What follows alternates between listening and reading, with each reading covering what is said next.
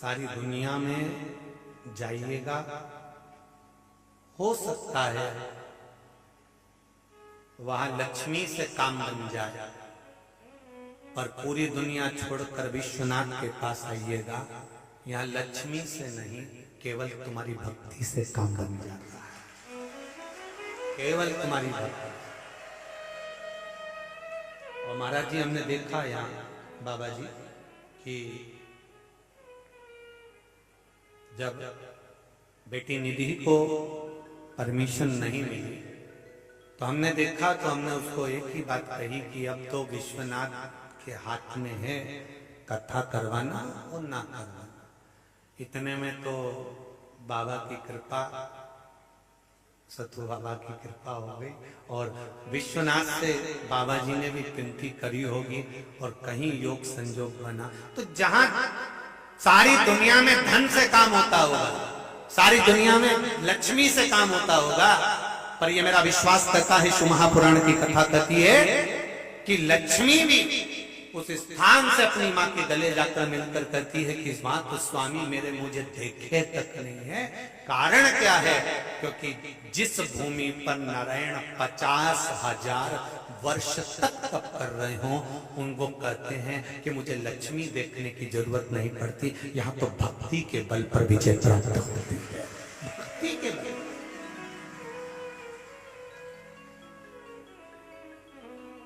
केवल भक्ति विशेष। तो तू रो क्यों रही है? तेरा रोने का कारण क्या है? ख्याति देवी पूछ रही अपनी बेटी से क्यों रो रही है? और होना चाहिए माँ अपनी बेटी से पूछे तेरे रोने का कारण क्या है, एक पिता अपनी पुत्री से पूछे तेरे रोने का कारण क्या है। जब परिवार अच्छा, कुटुंब अच्छा, धन अच्छा, वैभव अच्छा, तो तू क्यों रो रही है? रोने का कारण क्या है तेरा? माँ, स्वामी ने मुझे देखा नहीं, तो तू भी तप साधना में लग जा, तू भी तप साधना कर, तू भी आराधना कर, तू भी भक्ति धारण कर। कौन माँ होगी जो अपनी बेटी से कहेगी कि एक काम कर? जब भी विवाद होता है तो एक ही चीज के पीछे होता है कि ये मुझे कहीं घुमाने नहीं ले जाते हैं। सबसे बड़ी लड़ाई इसी बात की चालू हो जाती है कि मम्मी ये मुझे कहीं नहीं लेके जाते, अकेले चले जाते हैं, मुझे कहीं घुमाने नहीं ले जाते। तो तुमने अपनी बेटी को ये समझाया कि बेटा एक काम करा कर, तू घूमने जाने की जगह बोला कर मुझे विश्वनाथ ले चलो, मुझे केदारनाथ ले चलो, मुझे महाकाल ले चलो, मुझे नागेश्वर, मुझे सोमनाथ ले चलो। कभी कभी अब नहीं ले जा रहा कहीं घुमाने की, मेरे को ऊटी नहीं ले जा रहे हैं, गोवा नहीं ले जा रहे, तो तू कह दिया कर मुझे विश्वनाथ ले चलो, चलो वहां चलो। तो उससे क्या होगा? तो माँ ख्याति देवी ने अपनी बेटी को कितना सुंदर ज्ञान दिया है। जरा मैं हर माता से निवेदन करूंगा कि बेटी जब रोकर आपके गले लगे और कहे कि मेरा पति मुझे ध्यान नहीं देता, तो आपको कहना है कि वो अगर ध्यान नहीं दे रहा तो तू एक काम कर कि वो भी भक्ति में डूबा है तो तू भी भजन में डूब जा, थोड़ा स्मरण में डूब। तो लक्ष्मी जी ने पूछा मैं कहां जाकर तप करूं, मैं कहां जाकर तप करूं? मेरे तप करने का स्थान बता। उन्होंने काशी ढूंढी है तो मुझे भी काशी चाहिए। अब जितने बेटे, फिर वही वाली बात आ गई कि दुर्योधन और रावण ये दोनों में महापाप, सबसे ज्यादा पाप किसने करा था? बोलो री जी जरा बोलो। दुर्योधन ने ज्यादा पाप करा था कि रावण ने ज्यादा पाप करा था? बोलो जम के बोलो जरा। दुर्योधन ने ज्यादा पाप करा था, रावण ने तो करा ही क्या था? सीता जी को हर के लाया ने अशोक वाटिका में रख दिया। और दुर्योधन ने केश पकड़ा, दुशासन ने सभा में लेकर आ गया। दुशासन और दुर्योधन चीर खींच रहे हैं द्रौपदी का, एक नारी को भरी सभा में नग्न करा जा रहा है। तो रावण ने तो सीता जी को केवल अशोक वाटिका में ले जाकर रखा था। रोज कहता था सीता तुम मेरी बन जाओ, पर कभी उसने माता जानकी के वस्त्र को स्पर्श कर नहीं खींचा। तो इससे बड़ा द्रोही, इससे बड़ा राक्षस प्रवृत्ति का तो दुशासन था। फिर दशहरे पर दुशासन का पुतला क्यों नहीं जलता, दुर्योधन का क्यों नहीं जलता, केवल जलता है तो रावण का ही जलता। इनसे बड़ा पापी तो वो था कि उसने पाप कर्म कर दिया था, एक नारी के वस्त्र को भरी समा में खींच दिया था।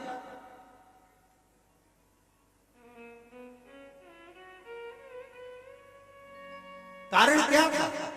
बस एक कारण था जिसके कारण रावण के पुतले को आज तक जलाया जाता है कि दुशासन दुर्योधन अपनी माता और पिता के पास में बैठकर, धृतराष्ट्र गांधारी के पास में बैठकर, अपने परिवार वालों के पास में बैठकर अपनी जिद को छोड़ देते हैं और लंकाधिपति रावण मरते दम तक अपनी जिद नहीं छोड़ा। जो जिद नहीं छोड़ता उसका अंत बुरा हो जाता है, इसलिए रावण का अंत बुरा हो। जिद छोड़ना पड़ता। माता लक्ष्मी ने कहा जब मेरे पति काशी में तप कर रहे तो मुझको अभी काशी चाहिए, मैं बिना काशी के तप नहीं करूंगा। तो माता ख्याति देवी ने कहा चले जा काशी में, जा तू भी जा काशी में, वहीं पे तप कर ले। नहीं, मैं नहीं जाऊंगा। कई कई माताएं जब लड़ाई कर लेती ना अपने पति से, पत्नियां, तो वो कहती इनकी गाड़ी में तो बैठ के नहीं जाऊंगी तो नहीं जाऊंगी, ये अलग गाड़ी में जाए, मैं दूसरी गाड़ी में जाऊंगी। तो पति बेचारा फिएट में गया और ये एम्बेसडर में गया।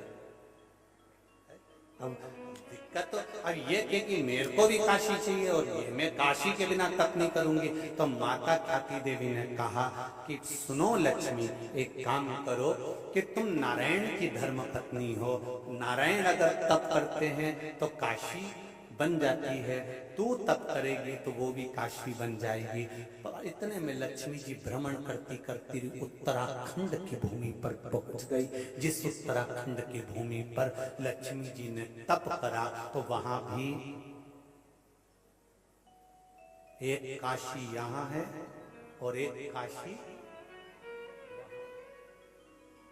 कौन सी काशी कहते हैं उसको, जम के बोले जरा, उत्तर काशी। वहां पहुंच गई माता लक्ष्मी। अब लक्ष्मी जी ने थोड़े समय तक तो तप करा, काशी का निर्माण कर दिया, उत्तर काशी बस गई। पर लक्ष्मी जी का चित्तवृत्ति नहीं लगा, लक्ष्मी जी भ्रमण के लिए निकल गई। भ्रमण करते करते करते करते भगवान शंकर के धाम में पहुंच गई। कहां?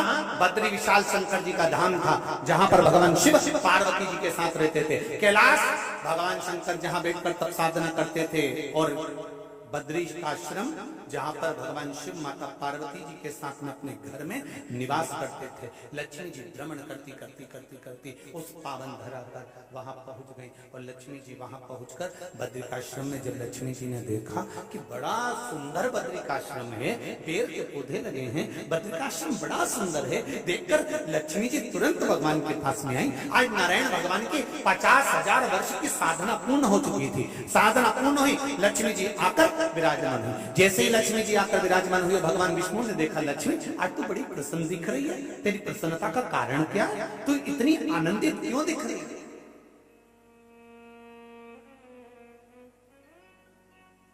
तेरी प्रसन्नता का कारण क्या है लक्ष्मी?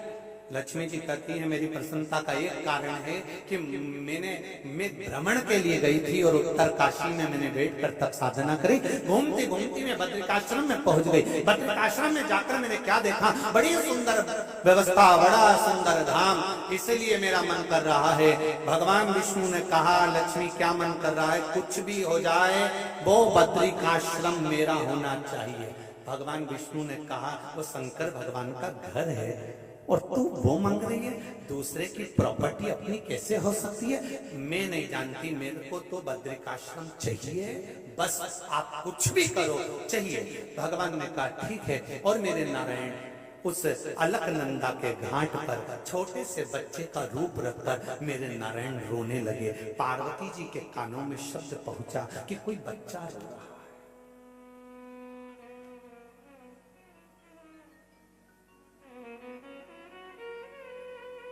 ये काशी की कथा चल रही है,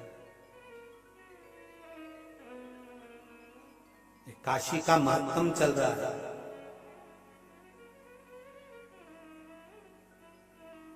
एक बच्चा रो रहा है, पार्वती जी के कानों में शब्द गया तो पार्वती जी आकर देखी छोटा सा बच्चा रो रहा है अलकनंदा नदी के तट पर। अलकनंदा नदी के तट पर एक छोटा सा बालक। पार्वती जी ने देखा, शिव जी के पास आया, बाबा स्वामी शंकर भगवान पूछे क्या है? कोई मां अपने बच्चे को भूल गई अलकनंदा के तट पर, बहुत रो रहा, बहुत रो रहा। और बड़ा सुंदर है, बड़ा सुंदर।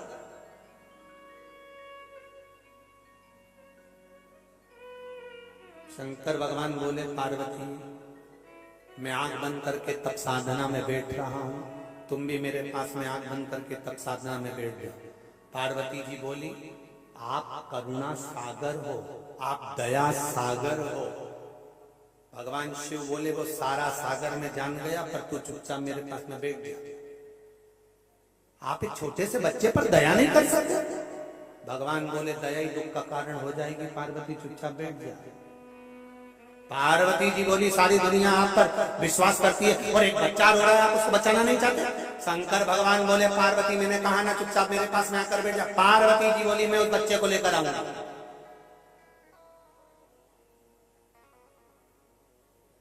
प्रभु छोटा सा बच्चा, उसको गोदी में लेकर आऊंगा।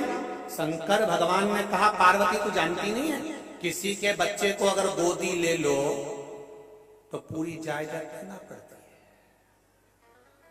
तुझे मालूम नहीं? अगर किसी की औलाद गोदी आ जाए तो गोदी आने के बाद में तो प्रॉपर्टी की हकदार तो बन गई। अगर तूने उस बच्चे को गोदी में लिया तो तेरी सारी जायदाद वो ले ले। शंकर भगवान ने जैसे कहा, पार्वती जी बोली क्या स्वामी अपने पास है ही किया। शंकर जी बोले फिर रोना मत। पार्वती जी बोली इतना छोटा सा बच्चा कोई जायदाद मांग रहा है कि प्रॉपर्टी मांग रहा है कि वसीयत मांग रहा है? नहीं नहीं नहीं मैं तो उसको लेके आऊंगी, अब तू जाना। तो पार्वती जी गई, भगवान विष्णु को गोदी में उठा कर ले आई और लेके आके उनसे स्नेह भाव से उनका लालन पालन करने लगी। शाम हो गई और शाम के समय प्रदोष काल में भगवान शंकर और पार्वती के भ्रमण का समय था। शंकर पार्वती भ्रमण पे जाने लगे। शिव जी नंदी पर चढ़ गए। नंदी पर चढ़कर उन्होंने पार्वती को आवाज लगाया, पार्वती चलो। पार्वती जी बोली इसका क्या करूं? शिव जी बोले घर में छोड़ दे। प्रभु इतना छोटा सा बच्चा है, घर में कौन देखेगा? कौन देखेगा इसे? शंकर भगवान ने कहा ये नंदी भृंगी श्रृंगी ये सब बैठे हैं, ये सब इसका स्मरण करेंगे, तो छोड़ इसको घर में छोड़। और पार्वती जी ने उसे घर में छोड़ दिया। छोड़ने के बाद भगवान शंकर ने डमरू बजाया। डमरू बजाया तो भृंगी श्रृंगी जितने थे सब घर से बाहर निकल गए, बच्चे को अंदर छोड़ दिया और भगवान पार्वती को लेके भ्रमण पर निकल गए। घूमते घूमते भगवान आ गए काशी। भ्रमण करते करते बड़े आनंद के साथ पहुंच गए। पहुंचने के बाद जैसे ही बद्रिकाश्रम में पहुंचे, पहुंचते से ही शंकर भगवान तो अब गाड़ी पे से धीरे से उतरे, नंदी पर से धीरे से उतरे। पार्वती जी कूदी और अपने बेटे का स्मरण आया, और बेटे का स्मरण आया तो बच्चे को देखने के लिए भागी। जैसे ही भागी बद्रिकाश्रम का दरवाजा बंद। दरवाजा जैसे ही बंद, पार्वती जी ने आवाज लगाई, दरवाजा खोलो, दरवाजा खोलो, दरवाजा खोलो। कोई नहीं खोले। अंदर भृंगी, भृंगी तो बाहर खड़े थे, जी माता जी। श्रृंगी, श्रृंगी बाहर खड़े थे, जी माता जी। तो अंदर कौन है? कि वो छोटा बच्चा।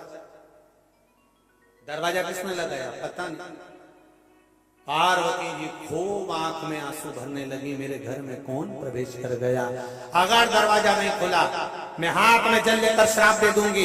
इतनी देर में दरवाजा खुला और नारायण लक्ष्मी दरवाजे के बाहर आकर खड़े हुए और दोनों ने कहा भोलेनाथ जी से। शंकर भगवान ने पूछा प्रभु आप? भगवान विष्णु बोले हाँ स्वामी हम यहाँ आ गए, ये घर लक्ष्मी जी को अच्छा लग रहा है। तो भगवान शंकर ने पूछा क्या चाहते हो? ये बद्रिकाश्रम हमको दे दो। शंकर भगवान ने कहा तथास्तु। इतने में लक्ष्मी पार्वती जी बोली काहे को तथास्तु?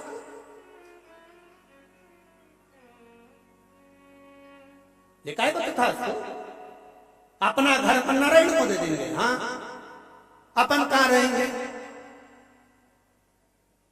भगवान शंकर बोले अब ये तो नारायण बताए, जब हमारा घर ये ले रहे हैं तो ये हमको कहां रखेंगे? तो नारायण भगवान से शिव जी ने पूछा, तुम हमारे बद्रिकाश्रम में रहोगे तो हम कहाँ रहेंगे? नारायण बोले, जिस काशी में मैंने 50,000 वर्ष तक तप करा, मेरा महादेव वहां रहेगा। मेरा महादेव।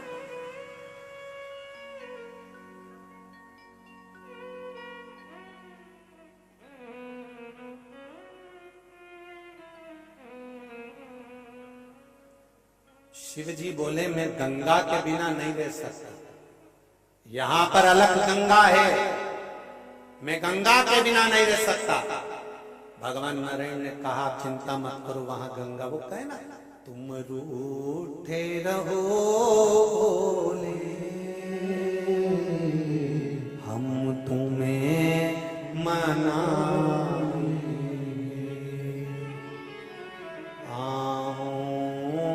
असर होगा, घर बैठे बुला, तुम कहते हो भोले, हमें गंगा प्यारी है,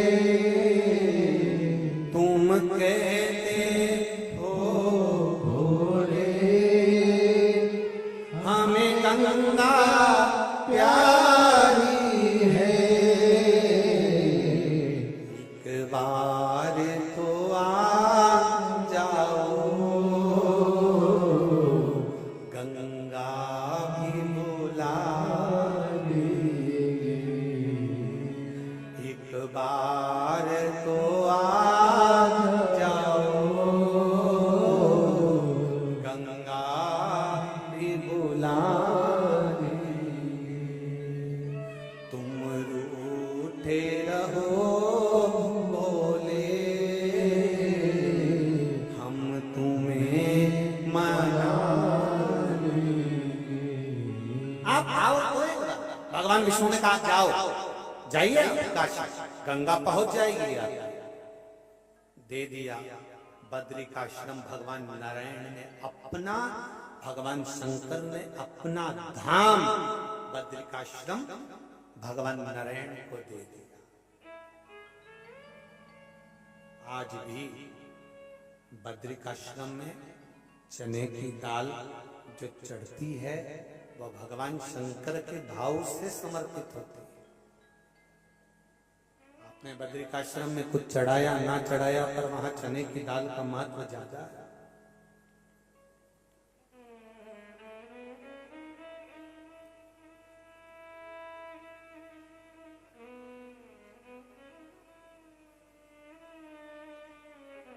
भगवान आए, स्वयं नारायण लक्ष्मी भगवान शंकर को लेकर, बिंदु माधव स्वयं इस काशी की पावन धरा पर भगवान शंकर को लेकर, और भगवान शिव ने जो काशी को देखा, जो काशी,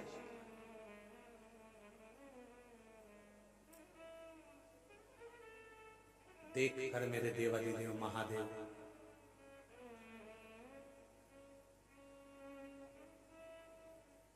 पार्वती जी को निहारने लगे।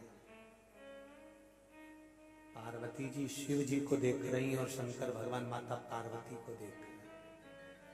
इसलिए काशी को नंदन वन कहते हैं। कौन सा वन है ये? जम के बोलो जरा।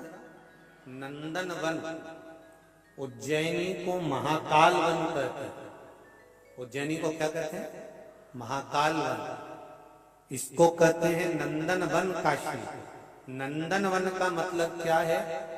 भगवान शंकर के 13 बच्चों में से कई संतान काशी के नंदन वन से प्रकट हुई, जैसे अशोक सुंदरी, ये नंदन वन से प्रकट हुई।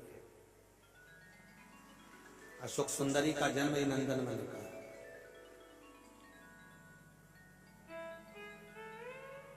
जया, विषहरा, शामली बारी, दौतली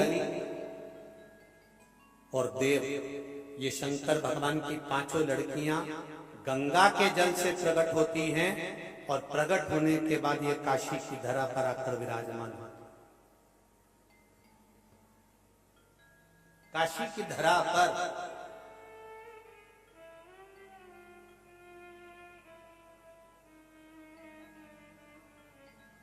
संपूर्ण नगरी।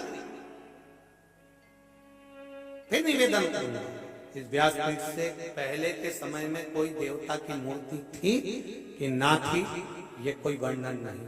पर शिव महापुराण की कथा, स्कंद पुराण, पद्म पुराण, अग्नि पुराण, नर्मदा पुराण, वायव्य पुराण, संहिताएं जितनी हैं, जितने शास्त्र, जितने वेद, जितने पुराण कहते हैं कि भारत की भूमि को ही नहीं, पूरे विश्व को, पूरी विश्व की भूमि को कहीं से भी खोद कर देख लो, अगर खोदोगे तो उसके खोदने में एक जरूर निकलेगा, वो मेरा महादेव जरूर निकलेगा, ये निश्चित है। क्योंकि कंकर शंकर हर जगह विराजमान है, कंकर शंकर की सब जगह विराजमान है, कंकर शंकर हर जगह पर विराजमान, हर जगह।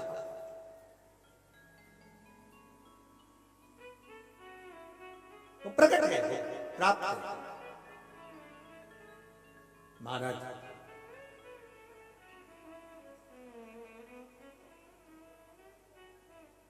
बहुत बीमारियां चल रही है, बहुत बीमारियां। वो कहते हैं ना, अभी लोग कोरोना महामारी आई थी तो कहते हैं ना बहुत बीमारी चल रही है, इसलिए मुख पर मास्क पहनो और गले में रुद्राक्ष और तुलसी की माला पहनो।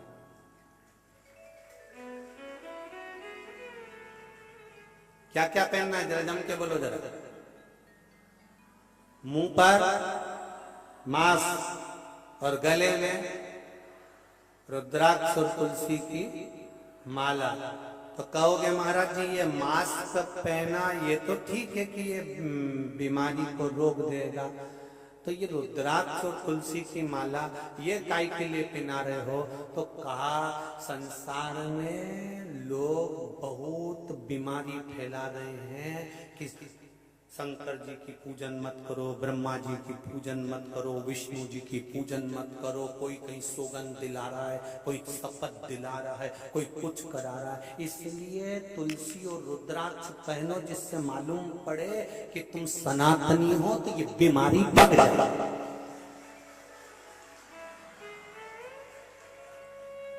ये बीमारी को रोकने का क्रम है। मुख पर मास्क लगाइए, बीमारियां ज्यादा चल रही है, इसलिए मुख पर मास्क होना चाहिए और गले में तुलसी और रुद्राक्ष की, जम के बोलो जरा, माला होना चाहिए। फिर निवेदन करूंगा, सुंदरता होगी तो लुच्चों की नजर होगी, अगर गले में चेन होगी तो चोटों की नजर होगी, और गले में रुद्राक्ष होगा तो महादेव की नजर होगी। ये निश्चित है, वो निश्चित था। पहनो,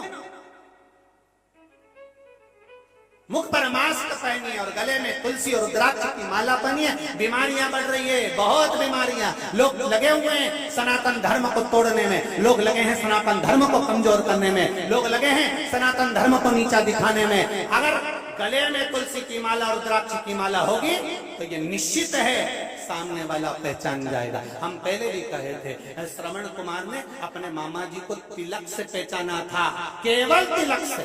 और श्रवण कुमार ने कह दिया था, मामा जी भेद बता देना, पितुमात को नीर पिला देना। मेरे पांव पड़ी जंजीर, हुआ अंधियारा और जल भरने गया बेचारा। श्रवण कुमार केवल मामा के मस्तक पर सूर्यवंश का तिलक देखा था और दशरथ जी को कह दिया था कि तुम मेरे मामा हो। दशरथ जी ने पूछा, मैं तेरे मामा कैसे? तो श्रवण कुमार ने कह दिया था, मेरे माता पिता शांति मुनि और सुहांगी का मैं पुत्र हूँ। और आप, मैंने माँ से पूछा था तेरे मामा कैसे लगते हैं? मेरी माँ ने कहा था तेरे मामा के मस्तक पर सूर्यवंश का तिलक है। आपके मस्तक पर तिलक देखा, इसलिए पहचान गया कि आप मेरे मामा हो। मैं आपको पहचान गया।